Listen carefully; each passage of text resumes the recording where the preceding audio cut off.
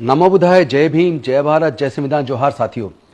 साथियों, आप सब जानते हैं कि महाबोधि टेम्पल जो बोध गया में स्थित है वो एक ऐसा महान और पवित्र स्थान है जहां तथागत बुद्ध को लंबे तपस्या के बाद ज्ञान की प्राप्ति हुई थी। और वहां उसके बाद सम्राट अशोक ने महाबोधि टेम्पल का निर्माण किया था।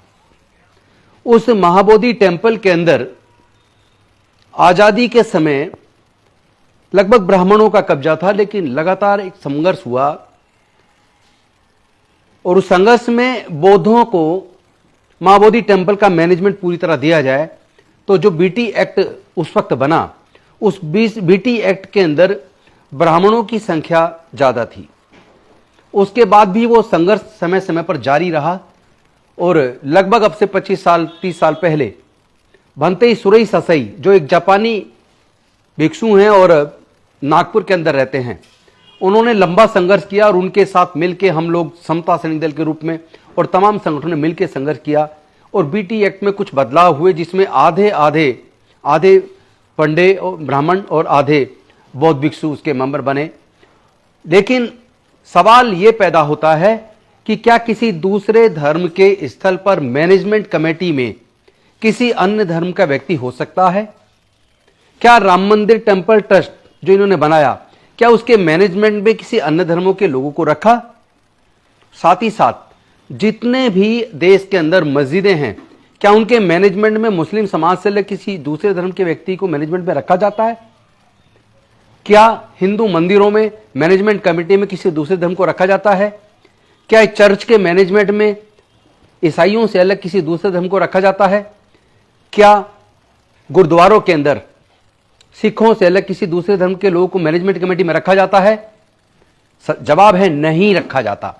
तो फिर महाबोधि टेम्पल महाविहार, जिसमें पूरे दुनिया के बौद्धों की आस्था है, भारत के बौद्ध लगातार बीटी एक्ट में अमेंडमेंट करने की मांग कर रहे हैं।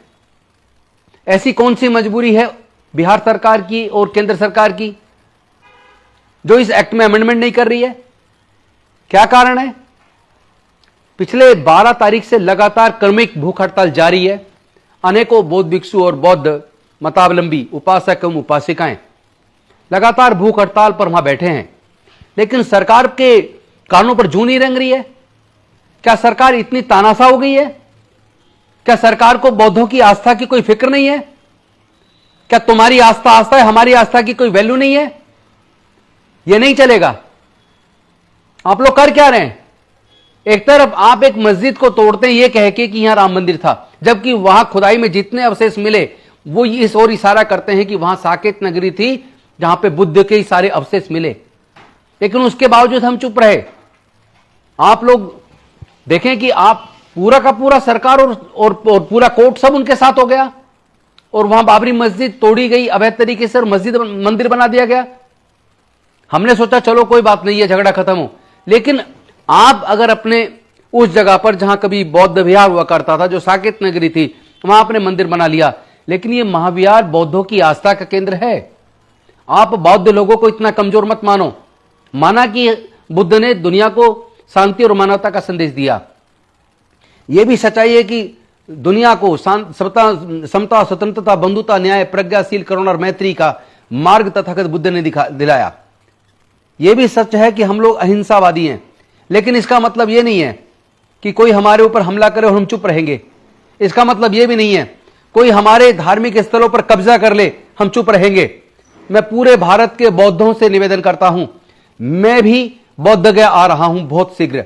आप लोग भी बौद्ध गया आइए या अपने अपने राज्य में बीटी एक्ट को पूरी तरीके से रिपील करने और महाबोधि टेम्पल का पूरा मैनेजमेंट बौद्धों को दिया जाए। इसका आंदोलन को अपने अपने राज्य में तेज कीजिए, अपने जिला मुख्यालयों पर तेज कीजिए। इस लड़ाई को तब तक लड़ना पड़ेगा जब तक महाबोधि टेम्पल का पूरा मैनेजमेंट बीटी एक्ट को रिपील करके बौद्धों को नहीं सौंप दिया जाता। मैं नीतीश कुमार जी से कहना चाहता हूं और नरेंद्र मोदी जी से भी कहना चाहता हूं कि तुरंत आप इस ओर संज्ञान लीजिए और तुरंत अतिशीघ्र कार्रवाई कीजिए। इस एक्ट को तुरंत रिपील करके अध्यादेश लाकर, जब तक कि आप एक्ट बनाए तब तक अध्यादेश लाकर इसका पूरा मैनेजमेंट बौद्ध लोगों को सौंप दीजिए। अन्यथा पूरे देश में बहुत बड़ा आंदोलन चलेगा। हमारी शांति को और हमारे प्रेम भाव से जिस तरह हम डिमांड कर रहे हैं, इसको आप अन्यथा ना लें। हम लोग इस लड़ाई में हर प्रकार की कुर्बानी देने के लिए तैयार हैं। और मैं तमाम बौद्धों से कहना चाहता हूं, तमाम अम्बेडकरवादियों से कहना चाहता हूं, आप लोग शांतिप्रिय तरीके से इस लड़ाई को लड़ें, लेकिन हर प्रकार की कुर्बानी देने के लिए तैयार हो जाए। मैं खुद भी कुर्बानी देने के लिए तैयार हूं। हम सब लोग मिलकर मां बोधि टेम्पल को मुक्त कराएंगे। प्लीज सब लोग एकजुट होइए और अपने आस्था के केंद्र, अपने बुजुर्गों की सांस्कृतिक विरासत मां बोधि टेम्पल को हम लोग मुक्त कराकर बौद्धों के अधीन लेकर रहेंगे। बहुत बहुत धन्यवाद। नमो बुद्धाय। जय भीम, जय भारत, जय संविधान, जोहार।